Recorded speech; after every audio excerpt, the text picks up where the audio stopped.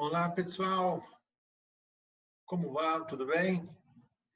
Hoje o nosso assunto é posicionamento de molares.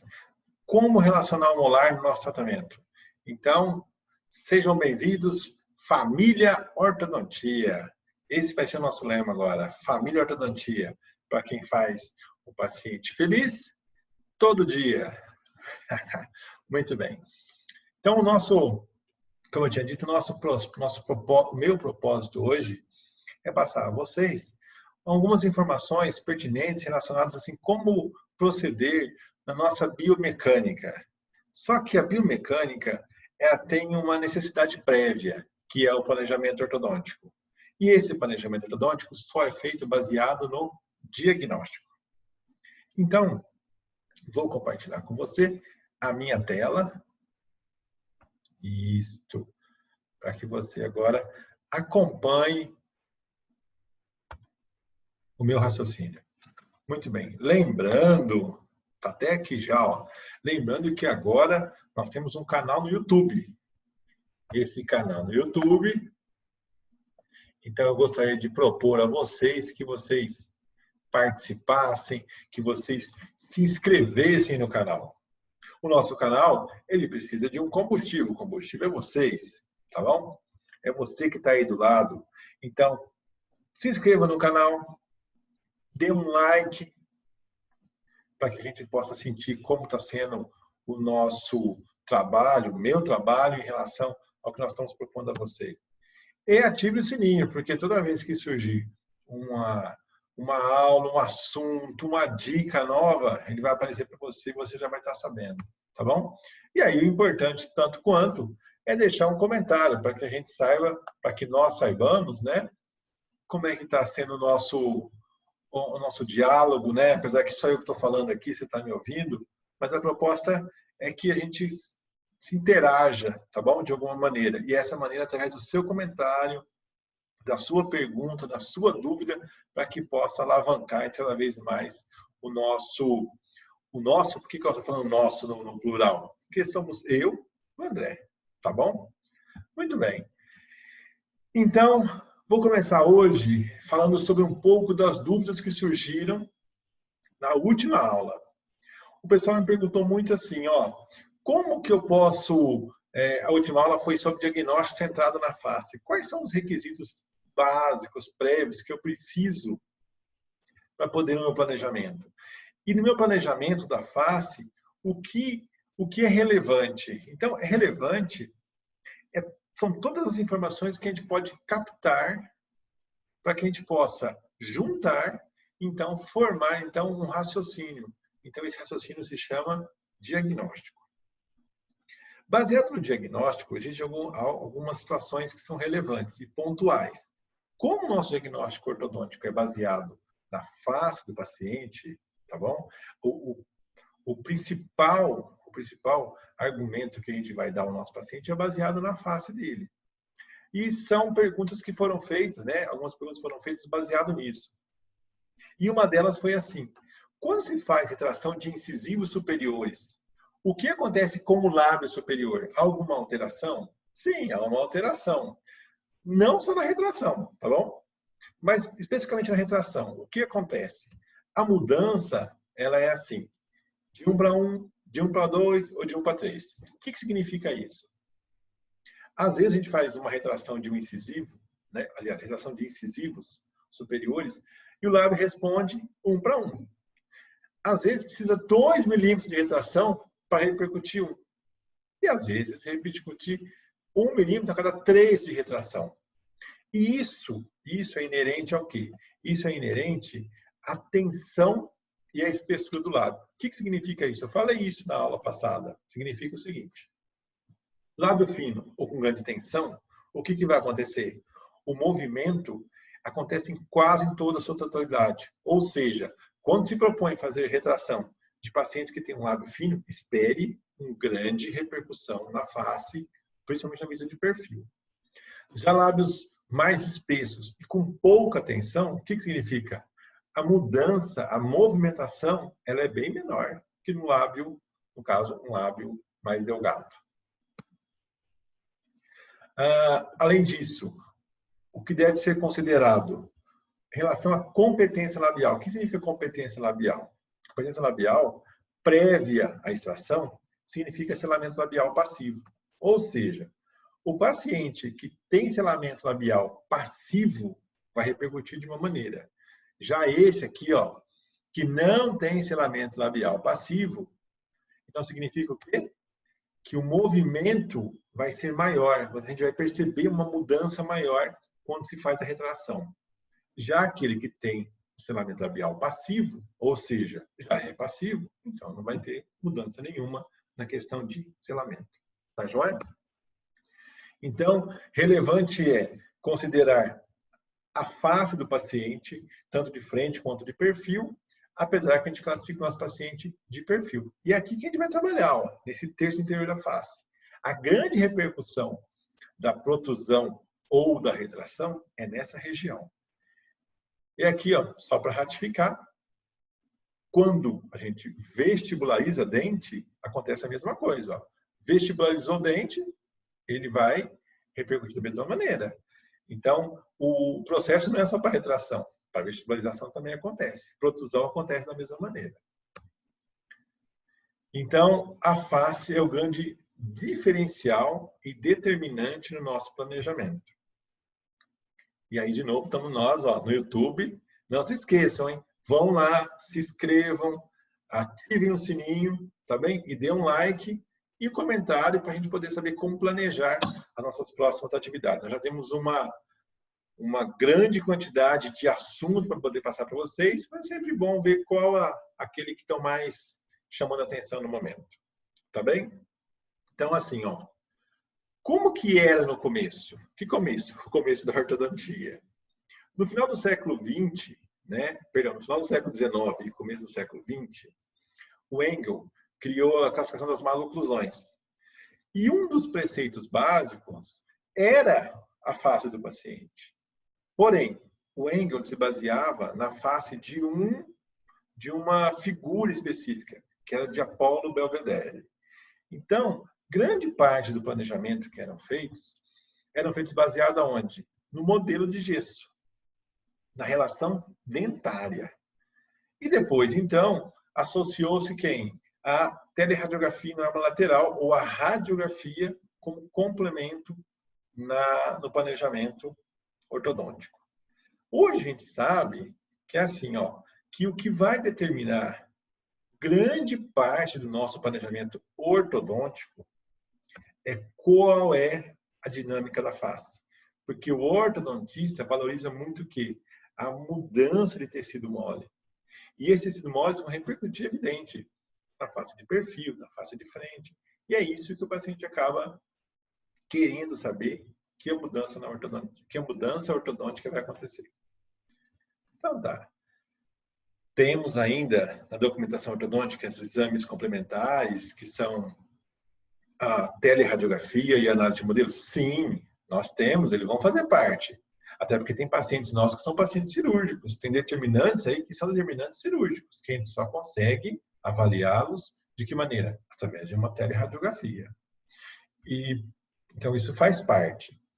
Então, a mudança que acontece na face, ela pode estar associada à posição do dente.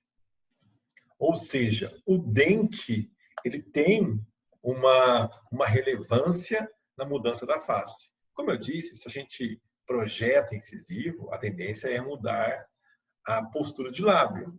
Assim como a gente faz uma retração, a tendência é mudar uma postura de lábio também.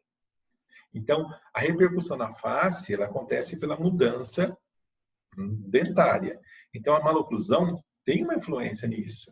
E qual que a gente pode, quais argumentos, quais recursos que nós temos para mudar isso? Os nossos brackets. São eles que vão nos ajudar nessa mudança.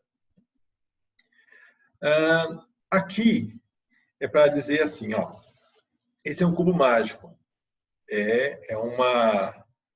A mudança nessas peças do cubo mágico, elas remetem a um equilíbrio. Ó. Difícil fazer o cubo mágico? Não tenha dúvida. Mas quem estudou, quem aprendeu, consegue resolver isso.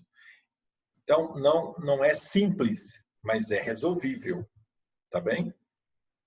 Então, assim como o nosso diagnóstico a gente faz na face do paciente, o nosso tratamento ortodôntico, ele tem algumas variáveis. Uma delas é encontrar o quê? A maloclusão. A outra é verificar quais são as possibilidades de movimentação dentária que nós teremos e como isso vai repercutir na face. Lembra do cubo mágico? Então, as mudanças nas peças do cubo mágico vão repercutir aonde? No final. Então, a face do nosso paciente é como se fosse esse detalhe, são vários detalhes, né? Como se fosse um mosaico. E esse mosaico, que tem a ver com a face do nosso paciente, muito tem a ver com a mudança na posição dentária. Então, geometria do posicionamento dentário nada mais é que a mudança na posição dos dentes, ou qual é a posição ideal final de alguns dentes. Quais dentes? Relação molar, depois relação canino e pré. Pois bem, qual o motivo disso? A oclusão dentária, a relação cúspide a meia, ou cúspide fossa, ela é estabelecida como se fosse um mosaico aqui, ó. Esse mosaico, os encaixes dentários ou encaixes das peças, eles se encaixam harmoniosamente. A maloclusão é esse Lego aqui bagunçado, ó. É um apinhamento, talvez, um apinhamento de Lego.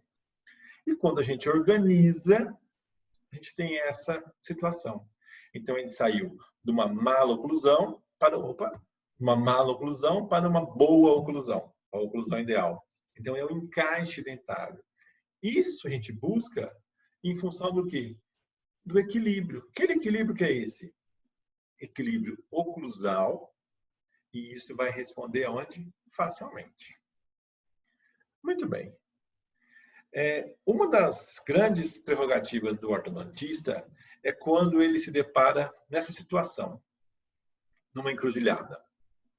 Que aí vem na pergunta na cabeça dele: eu preciso extrair o dente? Ou dentes?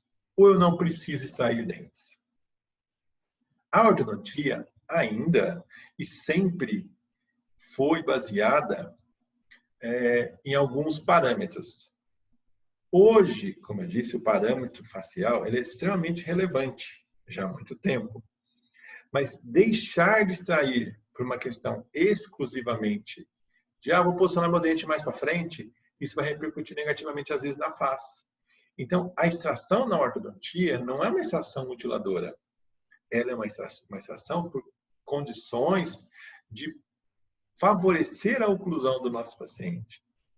Então, é uma extração com características de beneficiar a fisiologia do paciente. Então, ela é usada e vai ser usada sempre, tá bem? Por uma questão assim de dinâmica e de didática, eu procurei dividir essa questão, tá bom? Em 3 parâmetros, em relação à classificação dentária, 1, 2 e 3. Pois bem, na classe 1 dentária, o que nós temos? Relação molar de classe 1, relação prés, caninos, talvez de classe 1. E o problema do paciente, a maloclusão, está associada aonde? Verticalmente, mordida aberta, mordida profunda, ou então ele tem uma atresia, né, maxilomandibular e algum problema localizado dentariamente, que seja diastemas ou apinhamento. Então, existe uma possibilidade de nós finalizarmos o tratamento ortodôntico ou de planejar o tratamento ortodôntico sem extrações. E o molar já começou como classe 1. Então, ele começou como classe 1 e terminou como classe 1. Qual que era a mudança aqui? Qual que era a maloclusão? A maloclusão era a mordida profunda. Existia uma maloclusão de classe 2 de canino, mas a relação molar começou como classe 1 e terminou como classe 1.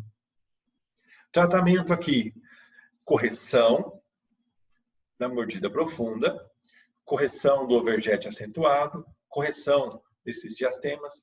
Como fazer isso? Bracket, alinhamento e nivelamento.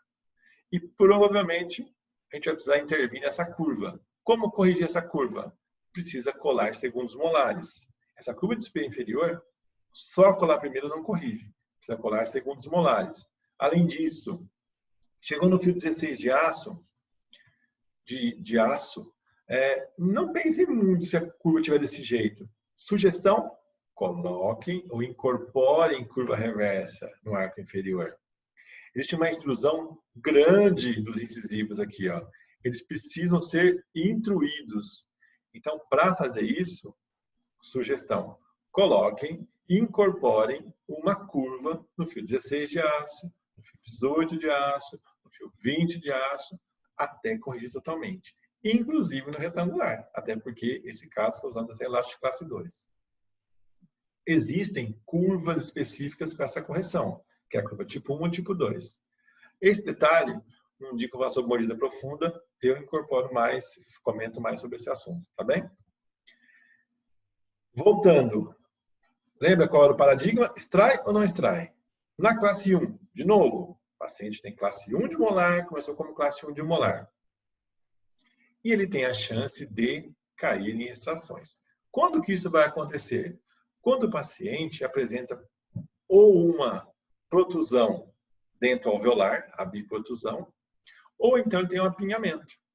E aí, este apinhamento não dá para ser corrigido única e exclusivamente com vestibularização, porque vai interferir aonde? Lá no diagnóstico da face.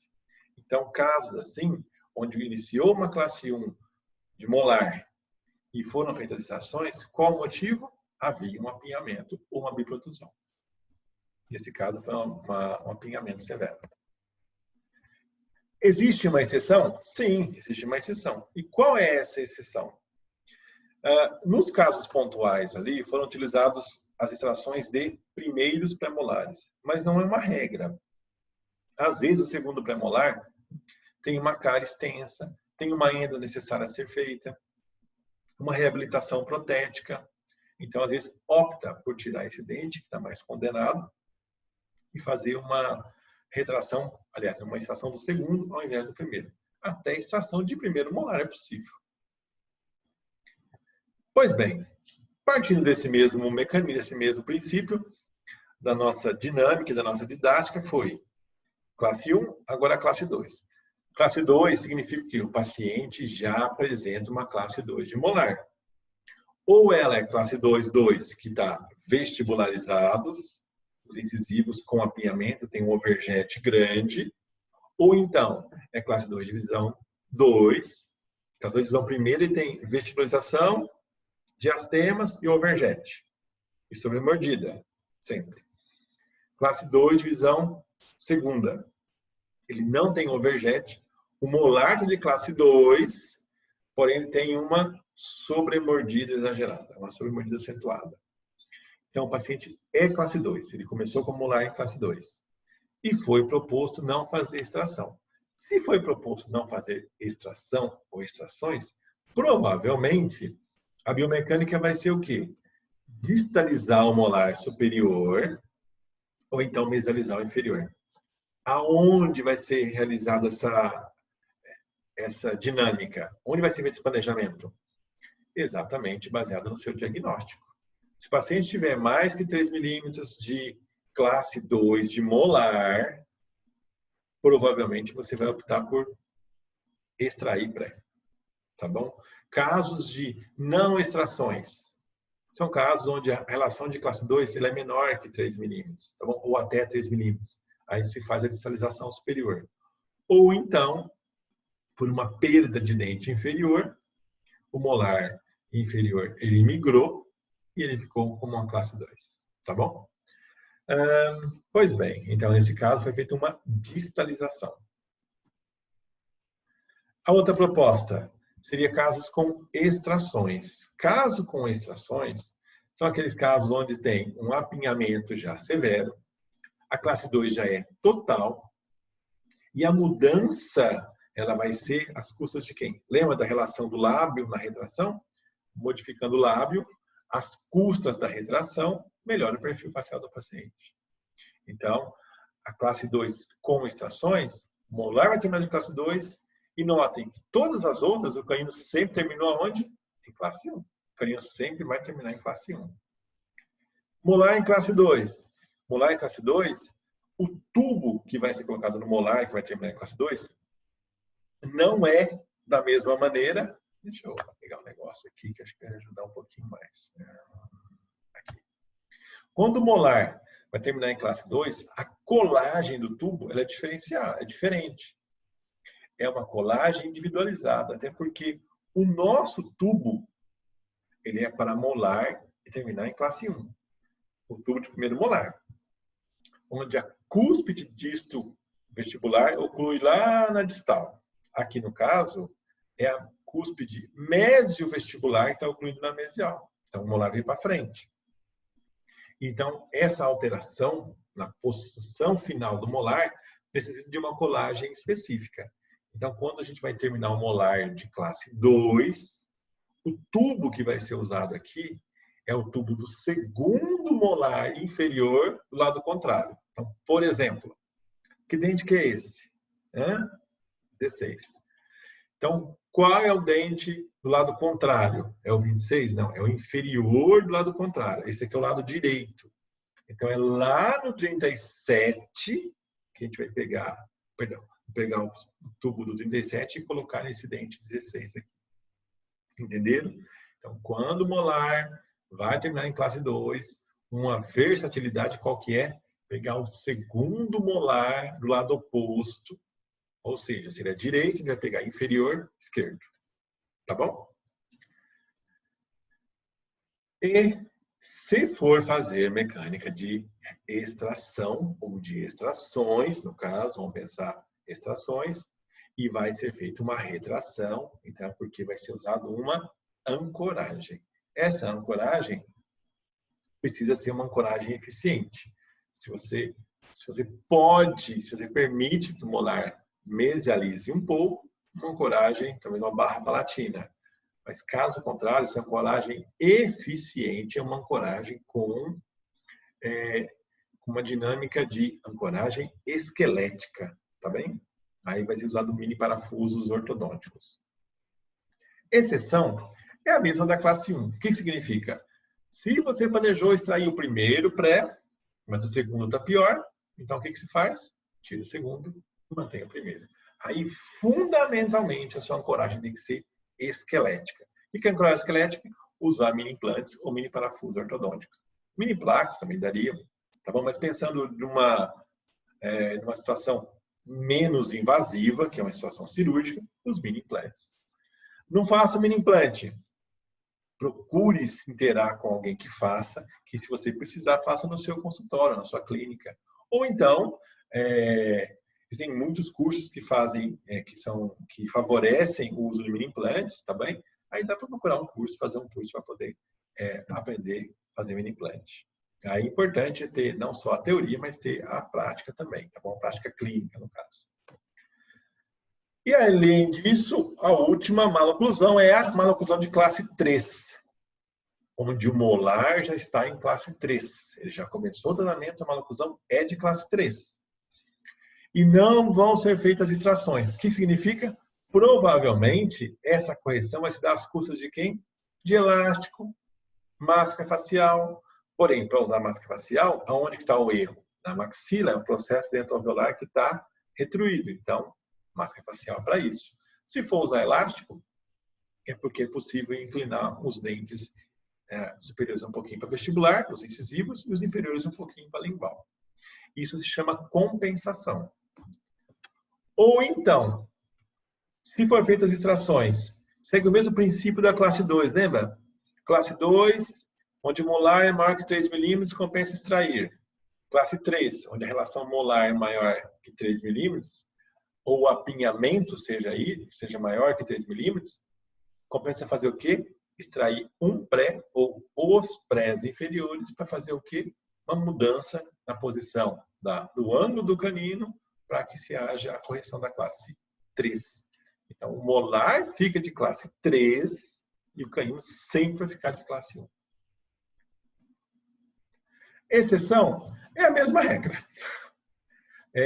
verificar se o dente a ser extraído tem que ser obrigatoriamente o primeiro molar, primeiro pré-molar, desculpa, às vezes é o segundo. Ou então, já acabei falando, né? Às vezes tem casos que se extrai primeiro molar, tá joia? E aí se usa mini parafuso ortodôntico e se faz uma renovação. Muito bem. Então, nesse resumo, qual foi a minha ideia? Foi passar assim, ó. A filosofia ortodôntica, ela priva para finalizar o canino em classe 1. Sempre. Relação molar, ela vai ter algumas variáveis. Por isso que foi dividido a maloclusão de classe 1, 2 e 3. Maloclusão de classe 1 do molar, ou maloclusão de classe 2, ou maloclusão de classe 3, vai depender de uma variável que é o pré-molar. O que significa isso? Quando a gente tem todos os pré-molares na nossa finalização ortodôntica, é porque o molar vai terminar de classe 1. E canino? Canino sempre de classe 1. Então, todos os pré-molares na boca, o molar vai terminar de classe 1. E se forem feitas 4 estações de pré? A 4 estações de pré significa o quê? Molar vai terminar de classe 1 também, porque perdeu um dente em cada quadrante. Essa é a geometria. Um dente em cada quadrante, molar termina em classe 1, canino sempre em classe 1, porém, com 4 pré-molares a menos. Então, quem mandou no molar não é o canino, é o pré. Nesse caso, notem que o canino sempre termina em classe 1 e o molar terminou em classe 2. Por que ele terminou em classe 2? Porque foi extraído prés superiores. Então, foram feitas extrações de prés superiores, ancoragem e retração. E aqui, molar terminando em classe 3, que significa extração ou extrações de pré-molares inferiores. Tá joia? Então, a dinâmica da posição final do molar depende de quem? Depende do pré-molar. Muito bem. Vou apresentar a vocês um caso clínico que ele reporta exatamente isso. Essa posição final de molar, posição final, se vão ser feitas extrações ou não. Então, este caso dessa moça, ela apresentava um padrão 2 leve, apresentava um selamento labial passivo, ela apresentava alinhamento do pescoço curta e angulada, e apresentava uma tonicidade de lábio inferior.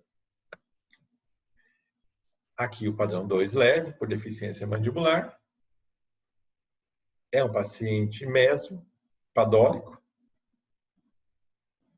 E ela apresentava dentariamente uma classe 1 de molar esquerda. Do lado direito ela não tinha molar.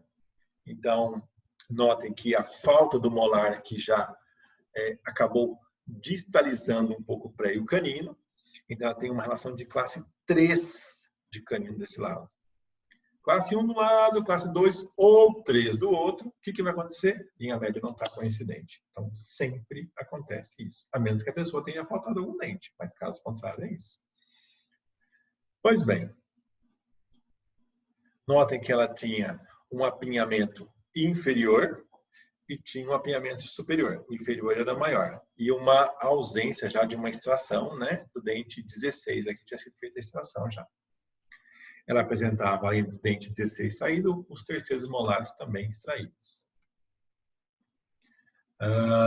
Algumas instalações têm essa raiz levemente arredondada nos incisivos superiores, e essa aqui no inferior já apresentava uma forma de pipeta. O que isso é importante? Provavelmente essa raiz vai ficar reabsorvida ou um arredondamento no final. Então, qual foi o planejamento aqui? O planejamento foi corrigir a maloclusão e trazer um benefício à face do paciente. Então, só colocar aparelho e alinhar e nivelar, a gente não vai conseguir manter essa mordida nessa situação, porque ela tem dentes, aliás, tem um apinhamento. Então, só alinhar e nivelar, a tendência é fazer o quê? Vestibularizar o incisivo. E notem, deixa eu sair daqui de cima, né, que eu estou em cima dessa teleradiografia aqui. Isso. Note que os incisivos, ó, eles já estavam vestibularizados. Então, se a gente alinhar e nivelar sem criar espaço, a tendência é incisivo vestibularizar mais ainda. Vestibularizando mais ainda, a tendência até é abrir mais essa mordida. Ah, mas e se eu colar os incisivos superiores mais para a cervical? Eu não faço isso por dois motivos. Primeiro, eu não sei quanto eu preciso colar o incisivo mais para a cervical. Primeiro. Não, eu falei dois motivos? São três motivos. Depois, isso agrava que a gente vai acabar tendo dois planos oclusais. Um plano oclusal posterior, depois um inferior. O anterior, perdão. O posterior e o anterior. Por qual motivo? Por causa dessa colagem. Seria o segundo motivo. O terceiro, se eu colo mais para a cervical, o dente extrui. Eu não sei quanto. Foi o primeiro motivo. Segundo, dois planos oclusais. Terceiro, se ele extruiu, o incisivo inferior vai tocar onde? Ele tem um local específico, que é na palatina dos incisivos. Se eu extruir, ele vai precisar tocar no cíngulo. Eu não consigo dar guia. Ele vai ficar com overjet. Aí vai dar uma sobremordida. Tá bom? Por esse motivo. Então, colar alterado, o X, só nos incisivos para fechar a mordida? Não. Ou cola todo mundo, ou faz alinhamento e nivelamento sendo a coroa. Depois usa alguma técnica para fechar essa mordida. No caso dela, o que foi proposto? Então, ela tinha, ó, vou até voltar aqui, passou. Apinhamento inferior, deixa eu botar lá para cima, pronto. Apinhamento inferior maior que o superior. Então, a proposta para essa paciente foi qual? Foram fazer extrações. Quais extrações? 4 extrações. Porém, uma já tinha sido feita, que foi do molar. Então, foi colado aparelho. Ah, mas só tem 3 aqui. Por que só tem 3? Porque o arco inferior iniciou com as extrações porque o apinhamento era grande. Já o superior foi feito um alinhamento prévio. Quando atingiu o fio retangular, aí foi feita a extração do pré. Notem que aqui foi mantida a curva anterior desde o começo. Por qual motivo? Porque ela tem a mordida aberta, não tem? Então, os fios, a partir do fio 16, foi colocado um pouquinho de curva superior e um pouquinho de curva inferior. Essa curva, no caso a curva tipo 2, qual que era o motivo? Desse jeito, ó. Então, o fio era plano, ele foi levantado só na frente. Qual que era o motivo disso? Essa curva tipo 2? Era porque ela já estava preparando para ser feita a retração. E quando se faz a retração, há uma tendência da extrusão e lingualização dos dentes. Então, essa curva é para manter esse vertical. Então, notem que à medida que foi feita a retração, ó, então, o fio sem a curva e com a curva. No caso, se for superior, é curva acentuada. Se for inferior, é curva reversa. Então, aqui, ó. Se ele tiver assim, é a curva acentuada no arco superior, para manter ligeiro afastamento dos incisivos, porque durante o ato de retração a tendência é evitar mordida profunda e a lingualização.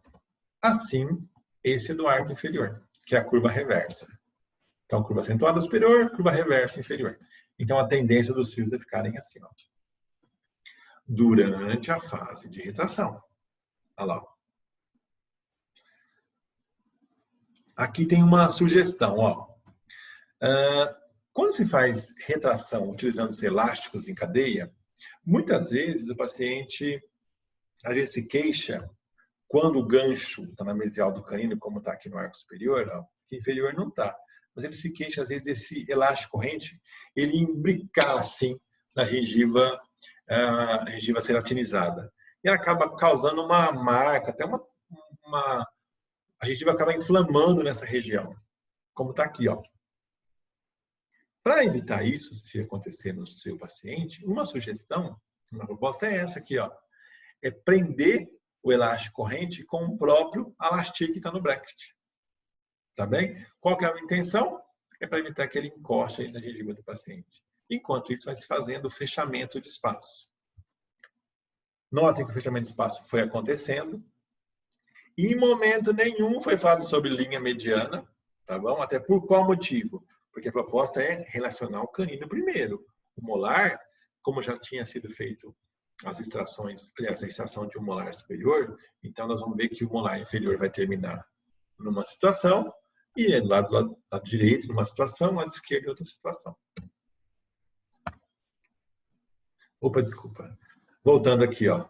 Assim que foi finalizando o fechamento de espaço, o que é sugestivo? Fazer um conjugado. Pega um fio 30 e conjuga lá do molar e vem até no gancho, do lado que você já fechou os espaços. Em relação ao restante, continua a ativação. Tem um espaço superior esquerdo e um inferior direito. Isso vai gerar o quê? Um movimento de fechamento. Desse lado superior para a esquerda e inferior para a direita. O que vai acontecer? A linha média vai se aproximar. Mas busquem o canino de classe 1 primeiro. O que essa casa está aqui? Essa casa está aqui significa o quê? Que o ortodontista, ele é uma pessoa ligada à construção civil. Essa analogia eu ouvi do Marcos numa live, numa palestra, numa aula que ele deu, aliás, que ele dizia assim, que o ortodontista, no começo, ele é um pedreiro. Por que o pedreiro? Serviço pesado. O que é serviço pesado? Colagem, alinhamento, nivelamento, fechamento de espaço. Então, trabalha muito com material. E depois? Aí ele passa por uma reforma. Ele deixa de ser o pedreiro e vai ser quem? Um arquiteto. Aí ele vai parar, vai ter menos trabalho manual, vai ter mais trabalho de raciocínio. Tá bem? Aí ele vai fazer o quê? Vai verificar dentes que estão mal posicionados, fazer recolagens, verificar a necessidade de uso de elásticos. E aí, então, depois o ortodontista ele vira um decorador, aonde vai ficar focando aonde? Na parte anterior. Então, notem que a ortodontia, assim como a gente classificou o molar 1, 2, 3, ela vem de trás para frente. A gente vem acertando molares, prés, caninos e depois a região anterior, que é o final, é a cereja do bolo. Pois bem, então notem que aqui, ó, foi feita uma recolagem no canino, uma dobra no canino, algumas recolagens foram pontualmente feitas, e a fase de finalização, ó, molar de classe 1, aqui já tinha feito uma extração, no caso acabou molar de classe 3, porque o lado superior não foi extraído do lado direito nenhum pré-molar, foi utilizada a extração do molar, já tinha sido feita, e note como ficou centralizada a linha média. Qual o próximo passo agora? Esses Kobayashi estão denunciando. O que significa? Vai ser feito o uso de elásticos. Elástico na região de canino, de forma de triângulo, para encaixar. E elástico na região anterior para fazer o quê? A guia do incisivo, que é o Smile Arc. Pode ser feita de diversas maneiras, tá bom? Aqui foi feita de que maneira? Arco superior rígido, 19,25 de aço.